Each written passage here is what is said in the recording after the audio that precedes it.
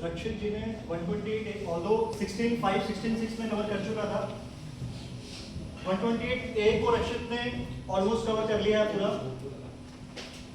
मैं उसको briefly sum up कर देता हूं कि 128A में क्या क्या कवर किया इन लोगों ने।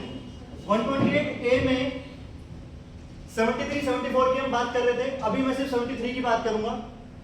73 को उन्होंने कवर करने की कोशिश की है, जहां पर सर का जो केस था कि नोटिस तो इशू हो गया लेकिन ऑर्डर पास नहीं हुआ। एक तो वो केस हो गया, वो भी सर अपील में जा सकते हैं, उसके लिए एसपीएल अपील करो सर, एमनेस्टी स्कीम में जा सकते हैं। एसपीएल 01 आपके लिए है, डिस्कस करेंगे उसको डिटेल में। जहां पर ऑर्डर इशू नहीं हुआ लेकिन डीआरसी 1 इशू हो गया था, या डीआरसी 1 के बाद डीआरसी 7 भी हो गया। 73 के केसेस की मैं बात कर रहा हूं, वो भी जा सकते हैं। बट आपकी अपील पेंडिंग है, या अपील में भी ऑर्डर अगेंस्ट में हो गया, आप ट्राइब्यूनल में गए, या अपील में आपके फेवर में आ गया ऑर्डर, लेकिन रिविजनल अथॉरिटी में वो चैलेंज है डिपार्टमेंट की तरफ से। 107 108 की हम बात कर रहे थे, जैसे सर ने भी डिस्कस किया कि 73 में ऑर्डर आपके अगेंस्ट में था लेकिन 107 में अपील में आपके फेवर में आ गया, लेकिन डिपार्टमेंट ने उसको चैलेंज कर दिया। 108 में ऑर्डर भी पेंडिंग है, तो वो केसेस भी यहाँ पे कवर्ड है। उसके अलावा 74 के केसेस पे मैं आ जाता हूं। 74 के वो केसेस कवर्ड है सिर्फ जिसमें डिपार्टमेंट ने आपको 74 का नोटिस किया था लेकिन आपने उसको चैलेंज कर दिया, और 75 में ऑर्डर हुआ कि वो 73 में कवर्ड होने चाहिए। तो वो केसेस भी यहां पर आप एसपीएल 01 या 02 में फाइल कर सकते हैं। ठीक है, ब्रॉडली मैंने आपको बता दिया कि क्या क्या यहां पर कवर होगा। इसके अलावा टाइमलाइंस की भी हम बात करेंगे, और फॉर्म्स क्या क्या हैं, कनेक्ट हो गया ना, टाइमलाइंस क्या है वो भी डिस्कस कर लेंगे हम लोग।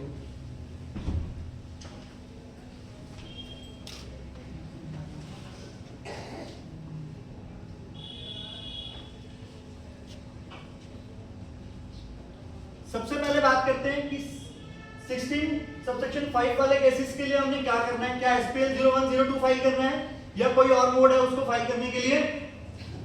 तो 16 सबसेक्शन 5 वाले जो केसेस हैं, 16(4) की टाइमलाइंस के बाद अगर आपने कोई आईटीसी अवेल किया लेकिन 30 नवंबर 2021 तक अगर वो अवेल था, तो उसके लिए आपको रेक्टिफिकेशन एप्लीकेशन फाइल करनी है। कैसे फाइल होगी वो डिस्कस कर लेते हैं। हो थोड़ा सा ब्लर्ड है ना शायद, यस सर, रीजन इनको हो सकता है स्क्रीनशॉट ही ब्लर्ड है। मैं बताता हूं किस तरीके से होगा। पोर्टल में लॉगिन करेंगे आप लोग।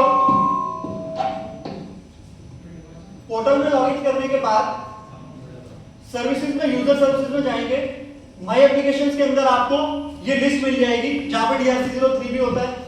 Application for filing rectification application आपने पहले ही फाइल की होगी, सेम रेक्टिफिकेशन एप्लीकेशन आपने फाइल करनी है। बट वहां पर रीजन जो आपने मेंशन करना है,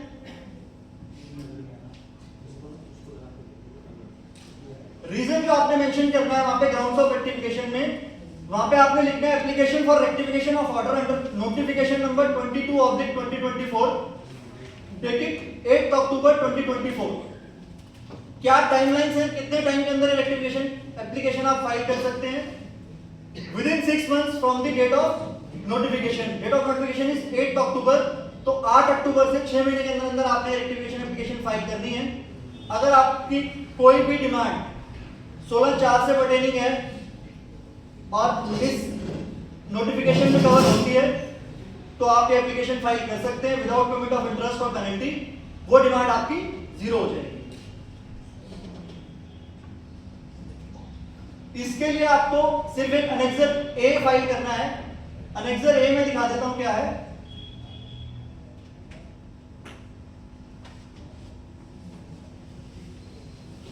ये विजिबल है, अनेक्सर एक परफॉर्मा है 16 सबसेक्शन 5 के एप्लीकेशंस के लिए। बेसिक डिटेल्स वो आपसे मांग रहा है, आपका जीएसटी एंड लीगल नेम, और जो भी डिमांड्स हैं 16 सबसेक्शन 5 की या 16 सबसेक्शन 6 की। 16 सबसेक्शन 6 भी हमने डिस्कस किया था, क्या था, अगर आपका कैंसिलेशन हो गया था और आपने रिटर्न स्टाइल की फाइल नहीं कर पाए थे और 16/4 की टाइमलाइन के बाद वो रिवोक हुआ और आपने वो रिटर्न फाइल की तो भी डिसअलाउ हो गया था आपका आईटीसी। तो यहाँ पे दोनों ही 16/5 और 16/6 के एप्लीकेशन को आप फाइल कर सकते हैं रेक्टिफिकेशन के मोड में। इस एनेक्सर में सेकंड पार्ट में आपको डिमांड जो आपकी इस पर्टिकुलर सेक्शन में थी 16/5 में या 16/6 में वो मेंशन करनी है और इसमें से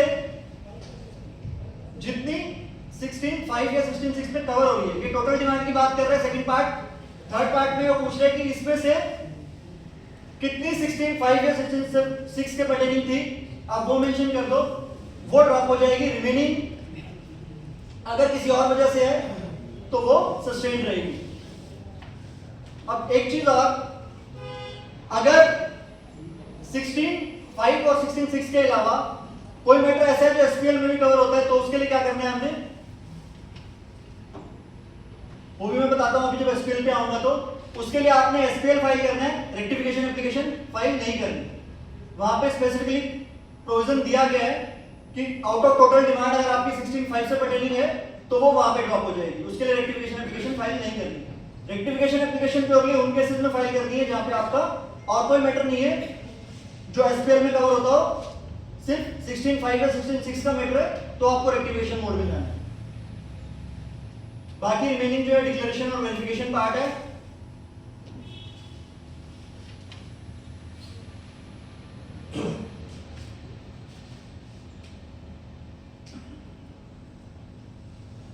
नेक्स्ट एसपीएल 01 किस तरीके से फाइल करना है। एसपीएल 01 किस केस में कवर होगा, जो सर का स्पेसिफिक एक क्वेश्चन था कि नोटिस हो गया लेकिन ऑर्डर नहीं हुआ।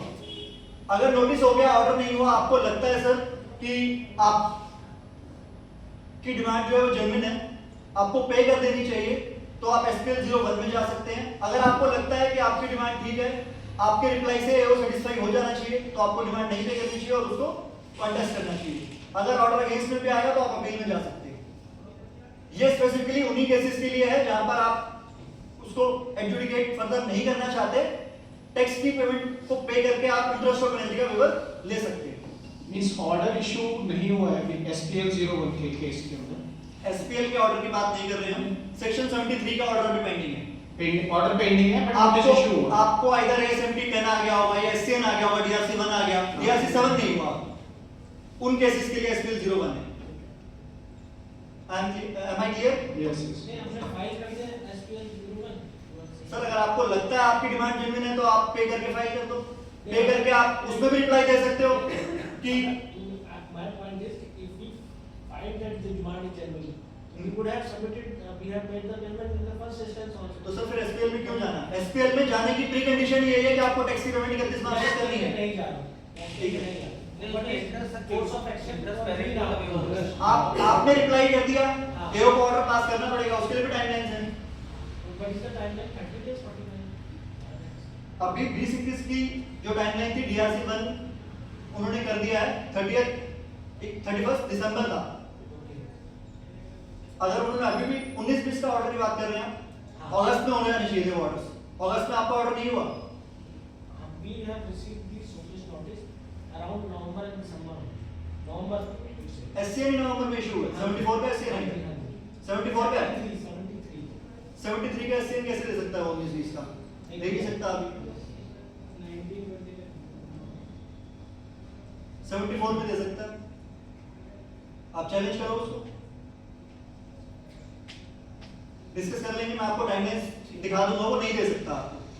दिया है तो वो गलत है, आप उसको सिंपली टाइम बारिंग का रिप्लाई कर दो कि this is time barring notice, और आप इसको या तो रेक्टिफाई कीजिए, क्योंकि सिंपली आप लेके बैठ जाओगे शायद तो वो ठीक नहीं है, आप उसको रिप्लाई कीजिए कि दिस इज टाइम बारिंग। ठीक है। एसपीएल 01 कैसे फाइल करनी है? सेम केस, यूजर सर्विसेज में जाएंगे आप, माय एप्लीकेशंस के अंदर न्यू एप्लीकेशन राइट में आपको दिख रहा है नीचे, आप application for waiver scheme under section 128 A का सबसे लास्ट मेन्यू है, उसको सिलेक्ट करके न्यू एप्लीकेशन पे क्लिक करेंगे तो इस तरीके के फॉर्म खुलेगा। आप एसपीएल 01 ऑफ करना चाहते हैं, एसपीएल 02 ऑफ करना चाहते हैं। एसपीएल 01 उनके लिए है जिनका ऑर्डर नहीं हुआ, सिर्फ नोटिस इशू हुआ है। एसपीएल 02 उनके लिए है जो बाकी केसेस हैं। ऑर्डर इशू हो गया लेकिन आपका मैटर अपील में पेंडिंग है, या अपील में फेवर में आ गया लेकिन डिपार्टमेंट की तरफ से रिवीजन अथॉरिटी में पेंडिंग है, या एडजुडिकेशन में मैटर अपील अथॉरिटी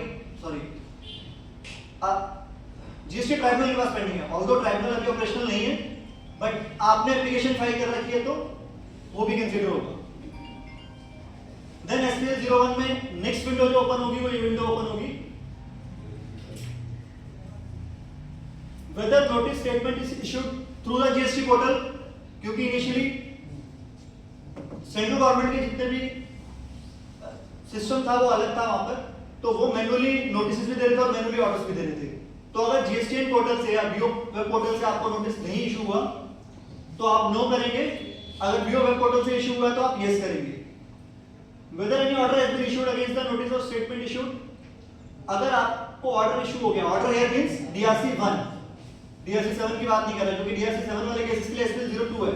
यहाँ पे वो पूछ रहा है कि डीआरसी 1 इशू हुआ था यस या नो। डीआरसी 1 अगर सिस्टम से इशू हुआ तो वहां पे ड्रॉप डाउन में आपके दिख जाएगा। whether tax amount demanded in notice statement is completely paid through DRC 03 which is prerequisite for filing the application। अगर आपको SPL 01 या 02 फाइल करनी है, इसकी टाइमलाइन क्या है SPL 01 या 02 फाइल करने की? 3 months from 31st March 2025। Payment की टाइमलाइन जो आपकी 31 मार्च 25 है और उसके 3 महीने के अंदर आप एप्लीकेशन फाइल कर सकते हैं।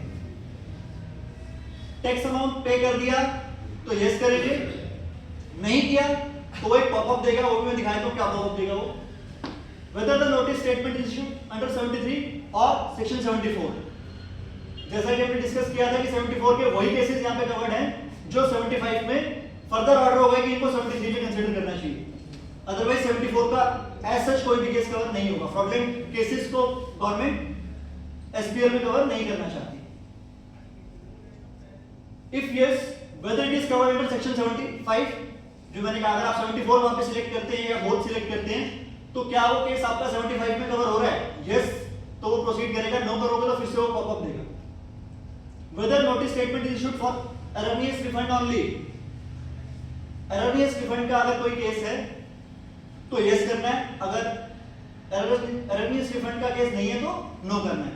अब मल्टीपल नोटिसेस हैं तो मल्टीपल नोटिसेस के लिए क्या करना है?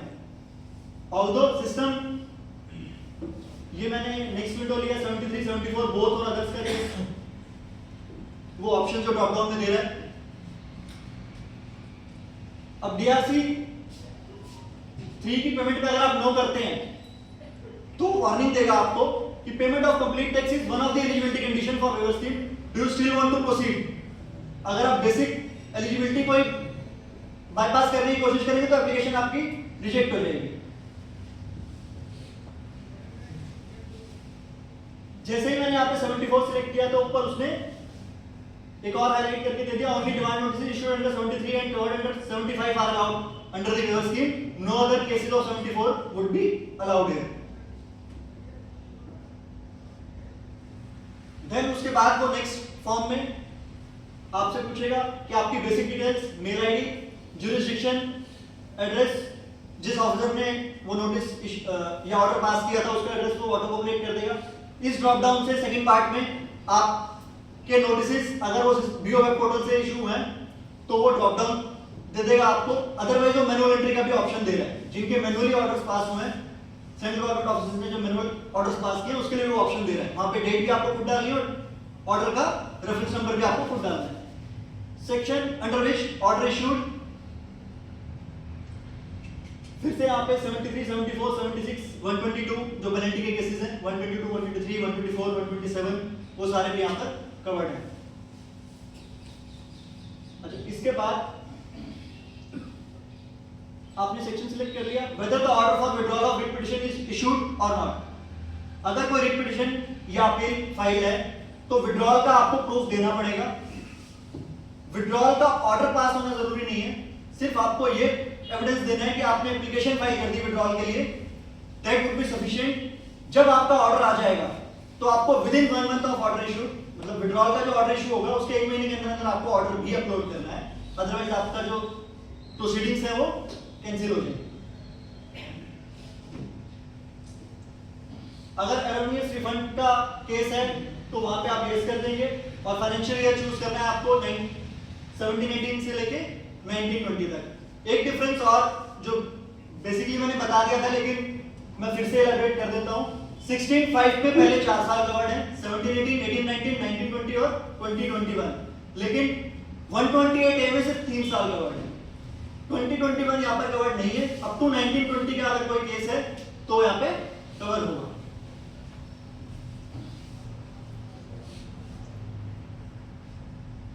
नेक्स्ट, जैसे मैंने अब यहाँ पे 73 सिलेक्ट किया, तो whether any writ petition was filed before high court और सुप्रीम कोर्ट, यस करूंगा तो विड्रॉल का प्रूफ के लिए बोलेगा, नो करूंगा तो उसको वो ग्रे कर देगा। वही सेम स्लाइड है। अब अगर मैंने विड्रॉल पे नो किया कि मैंने विड्रॉल ऑफ एप्लीकेशन या विड्रॉल ऑफ पिटीशन का प्रूफ नहीं है मेरे पास, विड्रॉल मैंने नहीं किया एप्लीकेशन, तो फिर से वो अलर्ट दे रहा है, वार्निंग दे रहा है, one of the condition for waiver scheme is to withdraw the petition filed against the notice, do you still want to proceed. अगर आप इसको इग्नोर करते हैं वार्निंग को, तो आपकी एप्लीकेशन रिजेक्ट हो जाएगी। उसको भी फ्लो चार्ट हम डिस्कस करेंगे लास्ट में। ये फाइनेंशियल ईयर जो वहां पे दिखा रहा है 17-18, 18-19, 19-20, 20-21, 20-21 ये सिर्फ इसीलिए दिखा रहा है क्योंकि हो सकता है, मैंने कहा था कि अगर आपके कॉमन नोटिसेस हैं जिसमें 16(5) भी है और अदर डिमांड भी है, तो वो रेक्टिफिकेशन और एप्लीकेशन मोड से फाइल नहीं करेंगे, वो आपको एसपीएल में कवर करना है। तो अगर वो कोई केस है तो 2021 सिलेक्ट करना है, अदरवाइज बाकी केसेस के लिए 2021 आपके लिए एप्लीकेबल नहीं होगा। यहाँ पर जैसे आप वहां पे नोटिस जो फर्स्ट स्लाइड दिखाई थी मैंने, सेकंड आप नोटिस सिलेक्ट करेंगे ड्रॉप डाउन से, तो यहाँ पर डिमांड ऑटोमेटिकली पॉपुलेट होने लगेगी इस टेबल में कि ओवरऑल टेक्स्ट पीरियड क्या था। अगर मैनुअल आपने फाइल किया, मैनुअल एंट्री किया, आपके पास मैनुअल ऑर्डर था, तो आपको यहाँ पे खुद से डालनी पड़ेगी डिमांड कि उस ऑर्डर में क्या डिमांड था, और उसमें से 3B में आपने कितना पे कर दिया। सॉरी, 3B में वो मेंशन करना है कि 16(4) में या 16(5) में जो कवर हो रहा था वो कितना पोर्शन है, जो इनका डिफरेंस होगा। अगर 16(4) या 16(5) में कवर हो रहा है आपका, तो वो लेस होने के बाद जो बचेगा उसका एविडेंस आपको DRC3 का 4th पार्ट में अटैच करना है। पेमेंट इज प्रीरिक्विजिट, तो आपको यहाँ पर DRC3 का एक्नॉलेजमेंट रेफरेंस नंबर सिलेक्ट करना है जो अगर आप पे कर चुके हैं ऑलरेडी। अगर आपने पे नहीं किया तो आप पे करना पड़ेगा। ये एक्नॉलेजमेंट रेफरेंस नंबर्स का स्क्रीनशॉट है कि मल्टीपल मेरे नोटिसेस थे, तो मैं मल्टीपल यहाँ चूज तो कर सकता हूँ, लेकिन मेरे को सेपरेट एप्लीकेशन फाइल करनी है। ये एडवाइजरी के 3.1 सर्कुलर के 3.1.7 में ये चीज मेंशन है, मैंने उसका भी स्क्रीनशॉट लगा दिया यहाँ पर कि जितने भी नोटिस हैं आपको अगर सबको कवर करना है तो सेपरेट एप्लीकेशन उनके लिए लगानी पड़ेगी।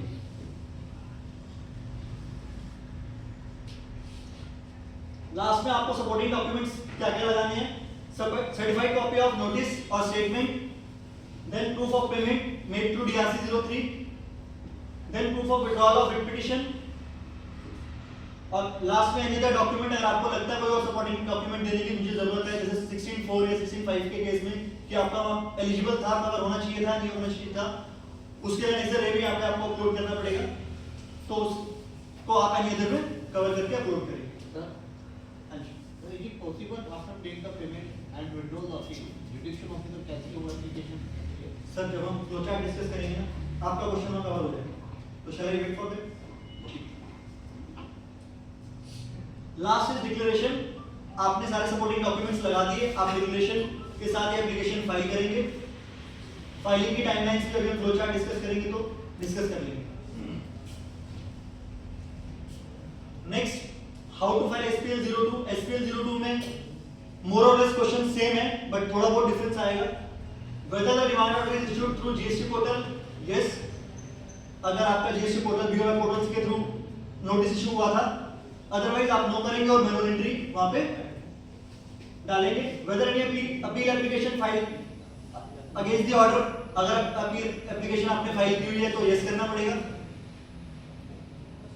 Whether any appeal application filed for the withdrawal of application, अगर आपने अपील फाइल की थी, क्या आपने वो विड्रॉ कर ली, तो यस करना पड़ेगा। नो करेंगे तो फिर से वो अलर्ट देगा, वार्निंग देगा कि आपको it is one of the prerequisite condition.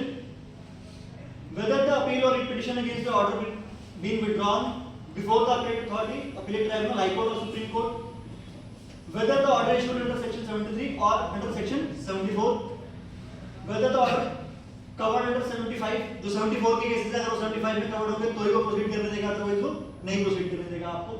whether the demand order includes erroneous refund, ये स्पेसिफिकली अलग इसलिए बनाया गया क्योंकि रक्षित जी ने भी एक क्वेश्चन कवर कर लिया था, इसलिए इस पे ज्यादा हाईलाइट नहीं कर रहा था।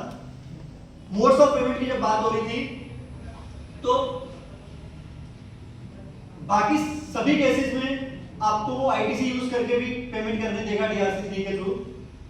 सिर्फ जहां पे आपके लॉ में मैंडेट है कि आपको पेमेंट कैश में करनी है, वो दो जगह मैंडेट है। रिफंड आपने अगर ले लिया एररनियसली तो आपको कैश में वापसी पे करना पड़ेगा। और अगर आपने कोई आपकी डिमांड थी आरसीएम की, आप पे आरसीएम एप्लीकेबल था और आपने आरसीएम की पेमेंट नहीं की थी, तो आरसीएम की पेमेंट हमेशा कैश में होती है, तो यहाँ पे भी आपको आईटीसी यूज करके वो आरसीएम की पेमेंट नहीं करने देगा। इन दो केसेस में आपको कैश मोड से पेमेंट करनी है, बाकी सभी केसेस में आपको आईटीसी को यूज करने देगा। अगर आपने कोई पहले भी पेमेंट कर रखी है, इवन रक्षित जी ने एक पॉइंट कवर किया था, मैं उस पर थोड़ा सा मेरा ओपिनियन डिफरेंट है। सर ने कहा था कि अगर आपकी जो डिमांड ऑर्डर है उसमें सिर्फ इंटरेस्ट और पेनल्टी एप्लीकेबल है, टैक्स की कोई डिमांड नहीं है, तो वो एसपीएल 01 या 02 में कवर नहीं होगा। सर अगर आपने टैक्स की पेमेंट हो सकता है ऑर्डर इशू करने से पहले ही कर दी हो, जब आपके पास एएसएमडी आया था या एससीएन आया था या नहीं भी कोई एप्लीकेबल था, तो भी कवर होगा। कवर क्या नहीं होगा सर? कोई आपकी लेट फाइलिंग फीस थी, अदर देन इंटरेस्ट और पेनल्टी कोई भी पेमेंट थी जो सेक्शन 122, 123, 124, 127 या 125 में कवर नहीं हो रही, उसके अलावा कोई पेनल्टी थी या कोई फीस थी या एनी अदर पेमेंट थी, वो कवर नहीं होगा।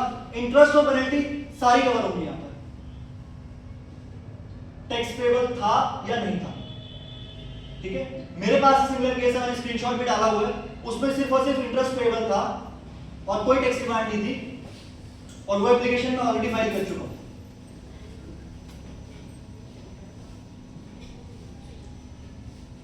एक एक्चुअली क्वेश्चन आ रहा था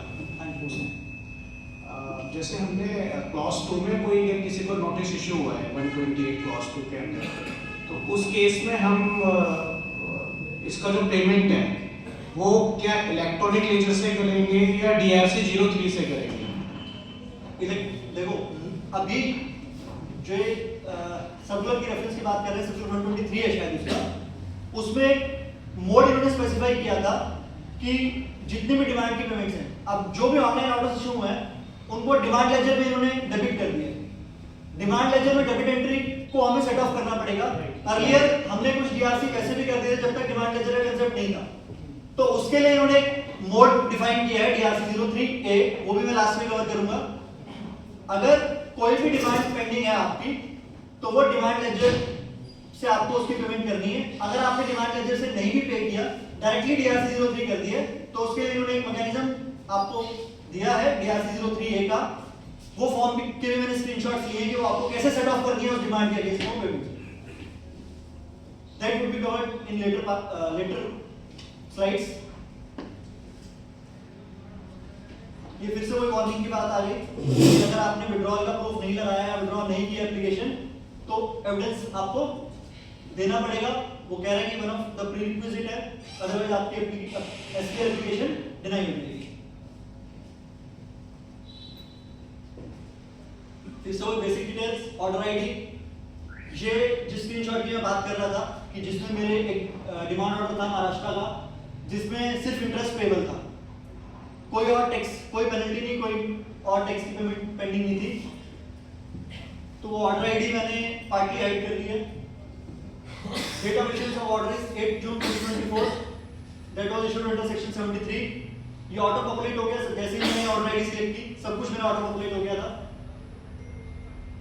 ये यस नो मैंने आपको दिखाने के लिए किया कि मेरी अपील पेंडिंग है, लेकिन मैंने अभी विड्रॉ नहीं की। ऑल्दो इसमें कोई अपील पेंडिंग नहीं है, क्योंकि नवंबर में इसकी इंस्ट्रक्शंस आ गई थी, तो हमारे पास नवंबर का टाइमलाइन था, तो मैंने अपील में हम लोग गए नहीं। अच्छा, एक चीज और मैं यहाँ पे डिस्कस करना चाहूंगा, क्या इट इज एडवाइजेबल कि हमें अपील भी साथ साथ जो रक्षित ने भी कवर किया था, अपील में भी जाना चाहिए या नहीं जाना चाहिए, या अपील फाइल करके हमें विड्रॉ करनी चाहिए या डायरेक्टली एसपीएल फाइल करके विड्रॉ करनी पड़ेगी। बट मैंने कहा कि अपील फाइल करके विड्रॉ करनी चाहिए, फिर एसपीएल फाइल करनी चाहिए, या डायरेक्टली एसपीएल फाइल करते हैं, अपील को जाने दें। बेसिकली ऑप्शन इज अवेलेबल, अगर हम विड्रॉ करके ही फाइल होगा। जब हम फ्लो चार्ट डिस्कस करेंगे तो मैं इसको फिर से कवर करूंगा। मैं बता देता हूं कि जब आपकी एप्लीकेशन अगर यहाँ पे इन केस रिजेक्ट हो जाती है और आप इससे पहले अपील में थे, तो आपकी वो प्रीवियस अपील एप्लीकेशन रिस्टोर हो जाएगी। तो अगर आप अपील नहीं फाइल कर रहे तो आप अपनी अपॉर्चुनिटी को लैप्स कर रहे हैं कि वहां पे एप्लीकेशन रिजेक्ट हो गई तो आप अपील में फिर जा नहीं पाएंगे, क्योंकि वो टाइम बारिंग हो चुकी होगी। कंडोनेशन ऑफ डिले एक्सेप्ट हो ना हो, क्योंकि इस प्रोसेस में भी 6 महीने लग जाएंगे एसपीएल के प्रोसेस में भी। तो बेटर, अगर आपको लगता है कि आपका केस कंसीडर नहीं होगा एसपीएल 01 या एसपीएल 02 में, तो आपको अपील फाइल करके विड्रॉ कर लेनी चाहिए। अगर आपके पास टाइम भी है, टाइम नहीं भी है तो कंडोनेशन एप्लीकेशन फाइल करके अपील फाइल कर दो, और विड्रॉ करके विड्रॉल एप्लीकेशन का प्रूफ देना है आपको, सिर्फ एप्लीकेशन लगाएंगे। विड्रॉल होने में, एक्सेप्टेंस होने में भी टाइम लगता है।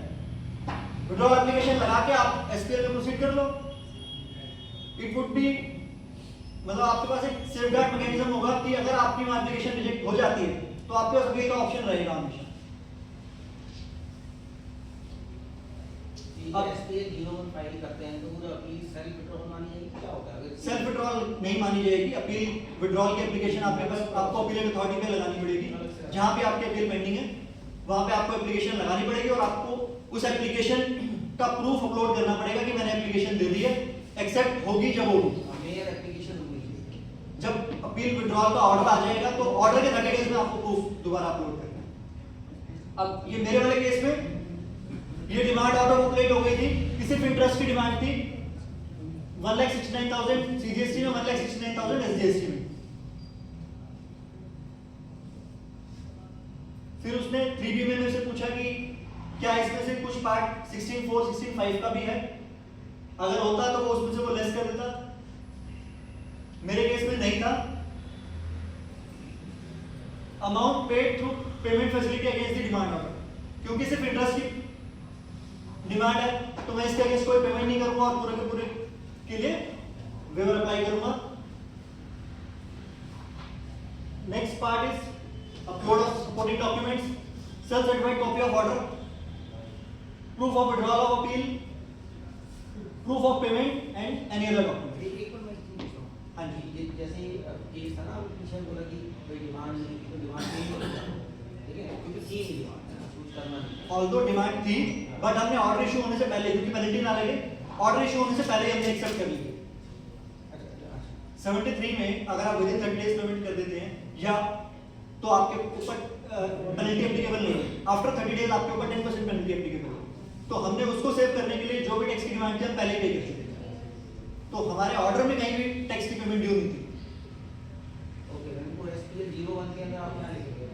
डिमांड पीरियड का मेरा केस एसपीएल 01 में नहीं आएगा, मेरा केस एसपीएल 02 में आएगा, क्योंकि ऑर्डर इशू हो चुके हैं मेरे केस में। तो वहां पर मैंने जब स्क्रीनशॉट मैंने लिया हुआ, ये प्रैक्टिकली मैंने फाइल कर रहा था इन एप्लीकेशन, तो मैंने जब वो ड्रॉप डाउन से अपना ऑर्डर आईडी सिलेक्ट की तो ये उसने डिमांड ऑटो पॉपुलेट कर दी। उसके अगेंस्ट में मेरे को 3B में कुछ नहीं भरना, क्योंकि मेरी 16(4) या 16(5) का केस नहीं है। Amount paid through payment facility, यहाँ पर भी मैं कुछ नहीं डालूंगा, 0 डालूंगा। रीजन बीइंग कि मेरे टैक्स की पेनल्टी, टैक्स का डिमांड 0 है, और यहाँ पर ऑर्डर की कॉपी लगा दूंगा। विड्रॉल का कोई केस है नहीं, क्योंकि कोई अपील पेंडिंग नहीं है इसके अगेंस्ट में। DRC 3 पेमेंट का भी कोई प्रूफ नहीं लगेगा, सिर्फ एक डिक्लेरेशन लग जाएगी, क्योंकि टैक्स पेबल 0 है। एनी अदर डॉक्यूमेंट में भी कुछ नहीं आएगा मेरे केस में। Although it is not mandatory, first 3 are mandatory, first and third are mandatory, second would be mandatory if in case I would select की appeal is pending. Last declaration part, declaration accept करके मेरे को application submit करनी है।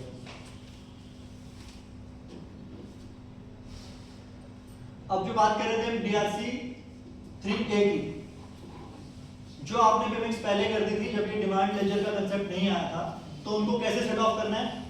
आप वही user services में जाकर माय एप्लीकेशंस में न्यू एप्लीकेशन पे क्लिक करेंगे। थर्ड जो ड्रॉप डाउन में ऑप्शन है adjustment of payment made through DRC3 form GST DRC 03A, तो आप अपनी डिमांड आईडी सिलेक्ट करेंगे तो वो उसकी डिटेल्स ऑटो पॉपुलेट कर देगा कि उस डिमांड आईडी के अगेंस्ट में क्या क्या डिमांड थी। और जैसे मैंने यहाँ सिलेक्ट करके देखा है कि डिमांड ऑर्डर नंबर, तो उसने ऑटो पॉपुलेट कर ली डिटेल्स कि डिमांड आउटस्टैंडिंग जो है वो यहाँ पर 6 लाख रुपए CGST की, 6 लाख रुपए SGST की है। उसके अगेंस्ट में इंटरेस्ट 529 और पेनल्टी 60,000 10% पेनल्टी लगी हुई है और एप्लीकेबल इंटरेस्ट लगा हुआ है। और दो जो ये मेरा केस है ये 16 सबसेक्शन 5 का है, तो ये SPL 02 से नहीं जाएगा, ये रेक्टिफिकेशन एप्लीकेशन से ऑलरेडी मैं फाइल कर दी हूँ, बट आप लोगों को दिखाने के लिए मैंने यहाँ पर सिर्फ ऑर्डर आईडी सिलेक्ट करके उसका स्क्रीनशॉट लिया।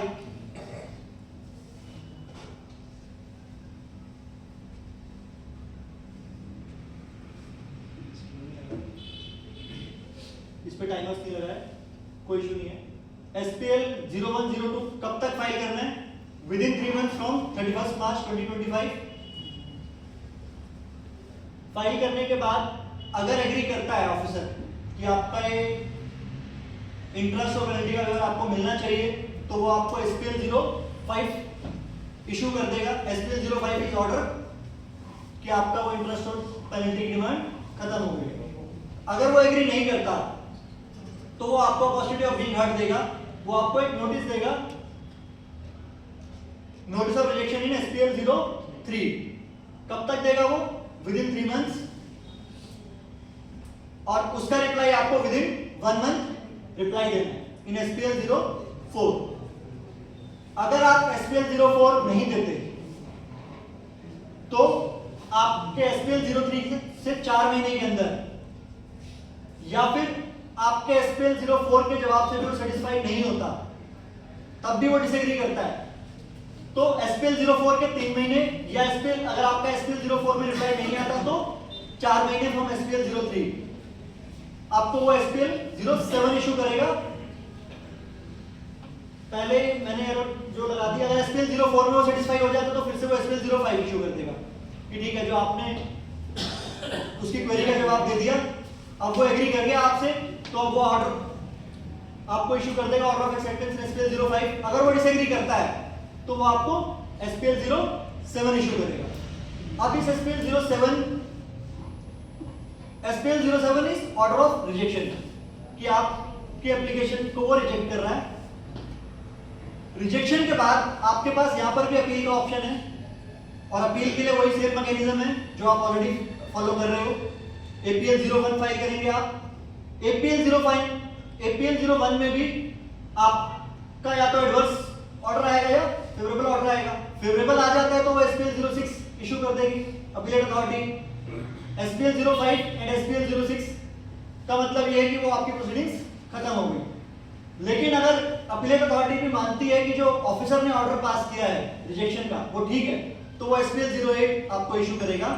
और SPL 08 इशू करने के बाद आपको एक अंडरटेकिंग लेनी है कि आप इस SPL 08 को चैलेंज नहीं करोगे। आप ये अंडरटेकिंग आप जैसे ही दोगे, आपकी जो ओरिजिनल अपील एप्लीकेशन थी, जो अभी हमने डिस्कस किया कि अगर आपने अपील फाइल कर रखी है, तो वो ओरिजिनल अपील एप्लीकेशन फिर से रीइंस्टेट हो जाएगी, आप उसको प्रोसीड कर सकते हो।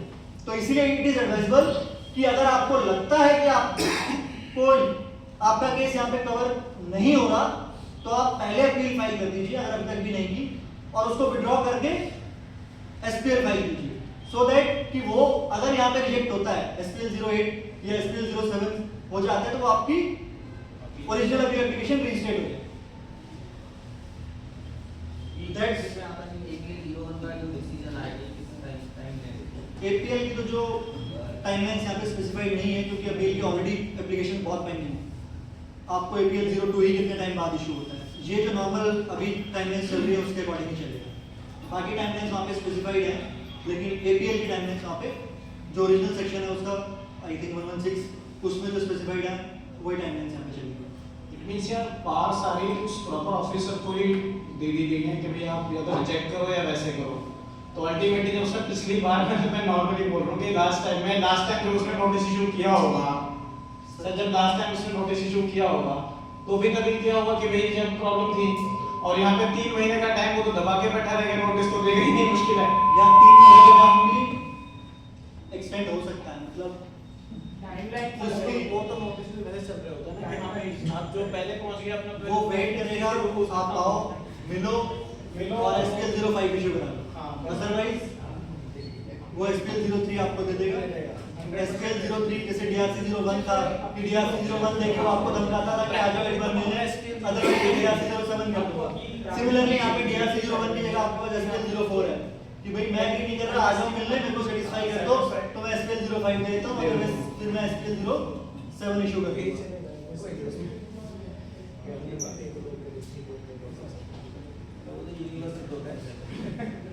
देखो जो जेन्युइन केसेस हैं वहाँ पे वो officers are also common. Appeal का भी आपके पास ऑप्शन है। स्टेट के केस में मैं नहीं कहता, लेकिन सेंटर के केस में तो अपील्स में फेवरेबल डिसीजन बहुत आ रहे हैं। सेंटर में स्टेट्स में क्या होता है, ऑफिसर की ज़्यादा सुनी जाती है, आपकी कम right.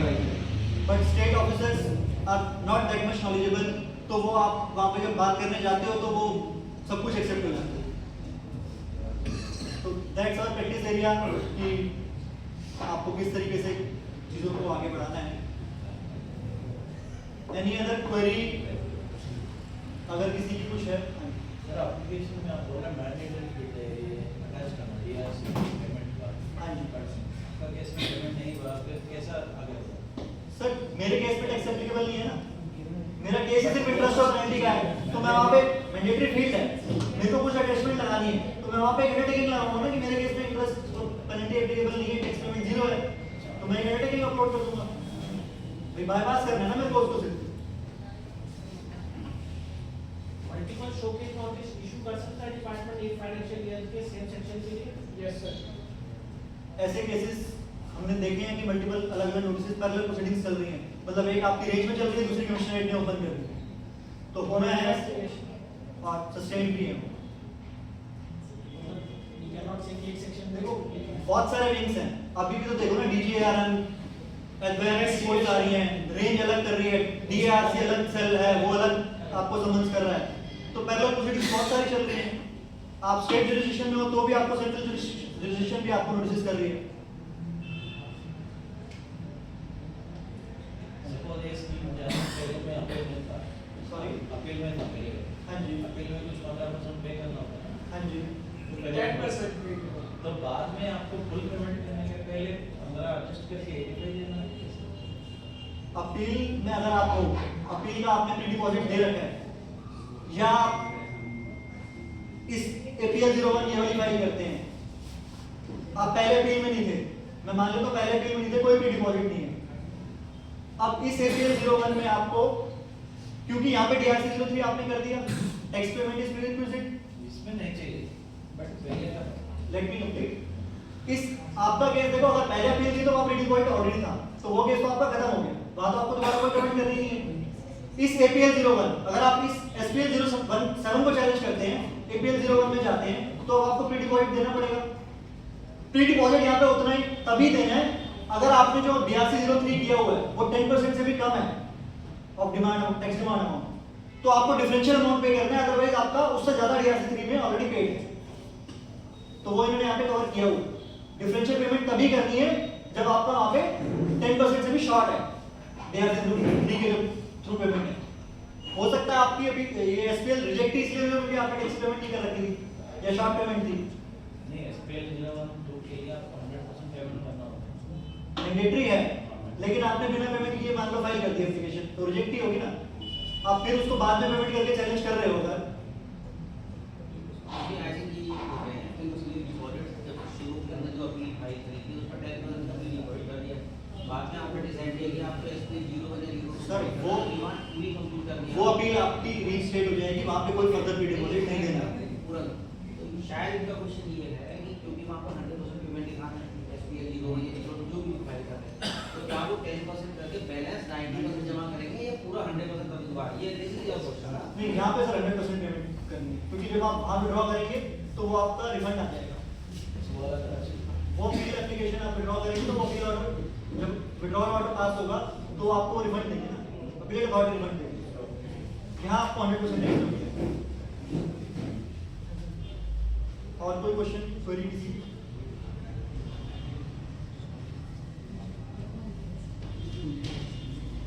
That's all from my side. Thank you all for the patient listening.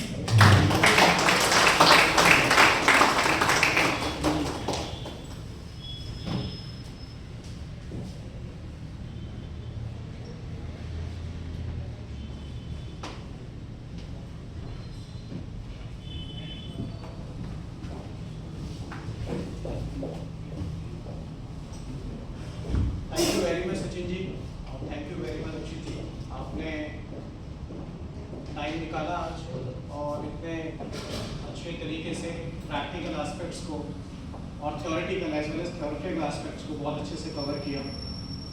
आज संडे है और संडे में सबसे बड़ी तालियां बजती हैं हमारी गैदरिंग के लिए कि संडे में ये लोग यहाँ अवेलेबल हैं।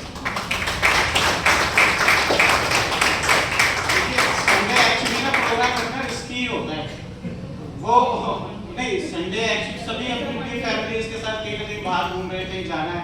थैंक्स टू रॉबिन जी, कल ही वापस आए हुए हैं दुबई से और आज जो है प्रोग्राम में आ गए। तो सर क्या बात है, मतलब हमारे सर फरीदाबाद से, गाजियाबाद से लोग आए हुए हैं, मतलब नॉट फॉर दी नोएडा की, सिर्फ नोएडा से ही नहीं दिल्ली एनसीआर से लोग यहाँ पहुंच रहे हैं। तो हम तो ऑर्गेनाइजर इसी से मोटिवेट हो जाते हैं कि आप इतनी दूर से लोग यहाँ पर आ रहे हैं और अपना समय दे रहे हैं। तो thank you so much sir, आपका बहुत बहुत शुक्रिया कि आपके साथ हमारा जो ये पार्टनरशिप है, इससे हम इंडस्ट्री के साथ भी बहुत अच्छा कनेक्ट कर पाते हैं और आप हमारे साथ हमेशा खड़े रहते हैं। हमारे साथ अभी बेसिकली हम अपना प्रोग्राम हॉल में करने वाले थे, ड्यू टू सम रीजंस कि वहाँ नहीं कर पाए, तो अचानक हमने अपना प्रोग्राम यहाँ शिफ्ट किया। लेकिन आज इनका बुक था एक्चुअली हॉल, लेकिन शाम का कुछ कैंसिलेशन करने के बाद आपने हमारे लिए बुक ये आज प्रोग्राम कराया। Thank you so much sir.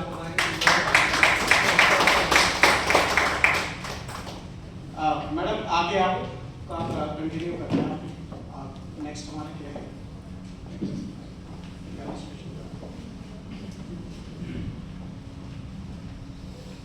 Thank you, Sachin and Rakshit. That was quite enlightening for us. और आगे भी हम लोग करते हैं ऐसे सेशन, क्योंकि एमएसटी स्कीम पे आता रहेगा, कुछ ना कुछ डाउट्स आते रहेंगे, क्लैरिफिकेशन आते रहेंगी, तो होपफुली करेंगे। आपकी नोएडा चैप्टर में भी कुछ करेंगे इवेंट्स। और मैं रिक्वेस्ट करूँगी हांडा सर को और शैलजा मैडम को कि आप लोग इन्हें फेलिसिटेट करें, बुके देके रक्षित को और सचिन को। प्लीज़ आप लोग आइए सर, आइए।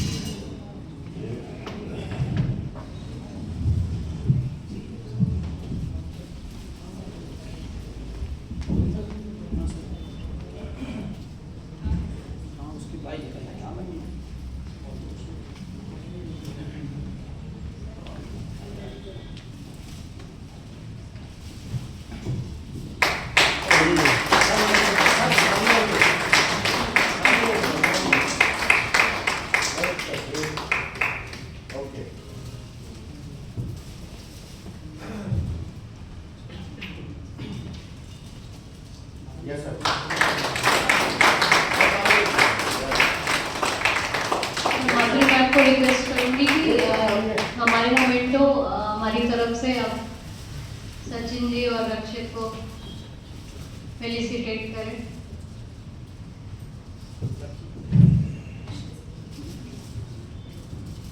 Yes, ma'am.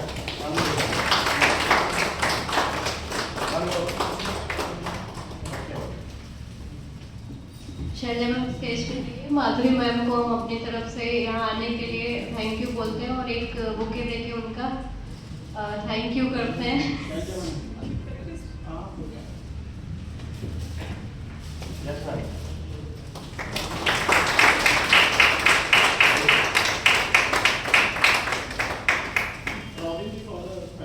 रॉबिन जी आप किनारे हैं, कृपया आगे आए और सचिन जी को फेलिसिटेट करें। राहुल जी इतनी दूर से आप आए हमें पता है।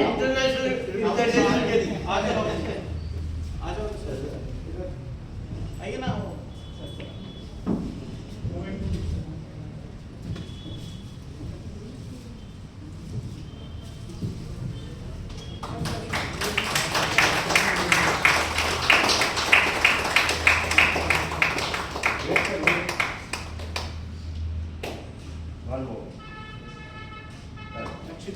Thank you.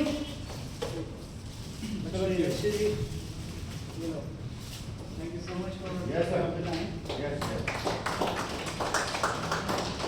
One more. Done.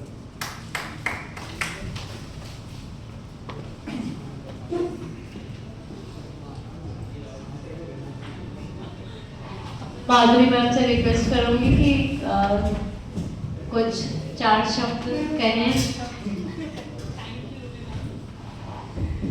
Thank you everyone. It is on the dice, not the dice. हमारे स्पेशल मेंबर्स, आप लोगों के बिना तो कुछ नहीं है, सही में कुछ नहीं है। एक्चुअली मैं थोड़ा पवन सर को बहुत अच्छे से थैंक यू बोलना चाहती हूँ एंड सॉरी भी बोलना चाहती हूँ बहुत सारी चीज़ों के लिए। वो सब हम यहाँ डिस्कस नहीं करेंगे। एक्चुअली सर जो आपका हाल है वही हमारा भी है कुछ डिफरेंस नहीं है इस दोनों में बट हाँ सिमिलरिटी ये है कि इतना रोकने के बाद भी हम लोग बढ़े जा रहे हैं वो एक अच्छी चीज़ है ना भाई? तो अब ये ब्रदर सिस्टर की बॉन्डिंग लगा लो या कुछ भी लगा लो तो हम लोग ऐसे ही बढ़ते रहेंगे। एक्चुअली सर ये सागर है, यहाँ काम करने के लिए बहुत कुछ है। कोई आपको कितना ही रोकना चाहेगा ना वो नहीं रोक पाएगा क्योंकि हम रुकेंगे ही नहीं। हमारे पास आइडियाज इतने हैं, इतना सब कुछ है करने के लिए, वो पॉसिबल ही नहीं है किसी के लिए भी।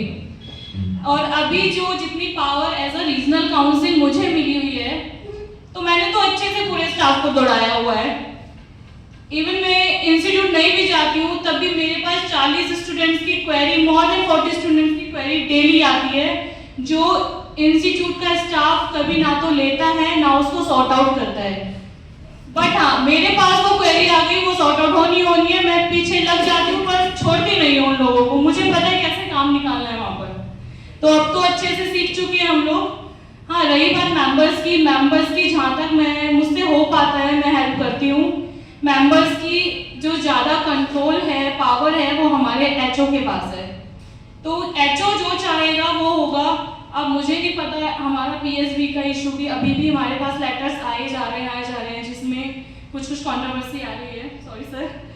तो वो भी सॉर्ट आउट करना पता नहीं है क्या नहीं है, तो वो लोग बताते भी नहीं है हमें। पूरे हम लोग कोशिश करते हैं कि उस मैटर को भी वो हो जाएगा, ऐसा कुछ नहीं है, कोई भी ऐसा काम नहीं है दुनिया में जो ना हो सके।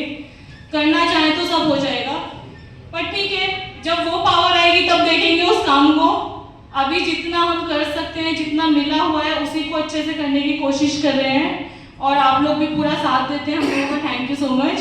और इतना इंटरेक्टिव सेशन है ये। और संदीप सुमित्रा सर ने भी बात की थी, sir yes we are also believe in collaboration. तो CA, CMA, CS में कोई डिफरेंस नहीं है। We all 3 are brother and sister, तो कोई डिफरेंस नहीं है, सबका काम एक ही है। सब लोग मिलकर प्रैक्टिस भी कर रहे हैं, सारा काम कर रहे हैं। कोई भी काम किसी के पास आता है तो कोई जाने नहीं देता है। एक्चुअली हम लोग ऐसे ही इसी बेस पे काम कर रहे हैं सर मार्केट में, तो कोई इशू नहीं है इसमें। बाकी थैंक यू सो मच हमारे मेंबर्स को इतने अच्छे से सुनने के लिए, हमारे स्पीकर्स को बहुत अच्छे से इन्होंने आपके सामने सारे सेक्शंस को एक्सप्लेन किया। Thank you very much. Thank you.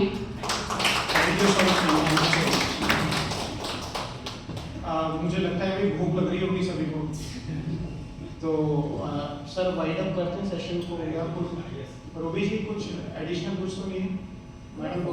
अच्छा फोटो, हाँ ग्रुप फोटो है सर, एक ग्रुप फोटो करके इसको थैंक यू सो मच।